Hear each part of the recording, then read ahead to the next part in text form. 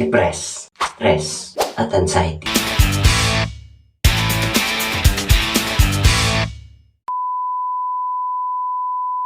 Yan yung mga pinakamabigat na pagdadaanan ng isang tao. Dahil sa kalungkutan, dahil sa mga problemang pinagdadaanan, at dahil sa mga pagsubok na dumadaan sa buhay. Yan yung pinakamabigat na pagsubok sa ating buhay na ating mararanasan.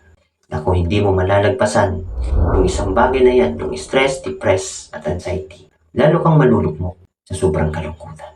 Kaya kung isa ka sa nakakaranas ng ganyan, pilitin mo pa rin labanan ang tatlo na yan. Dahil isa lang makakatulong sa iyo, kundi ang sarili mo lang. Huwag kang magpakatalo sa mga pagsubok na dumaraan sa buhay mo.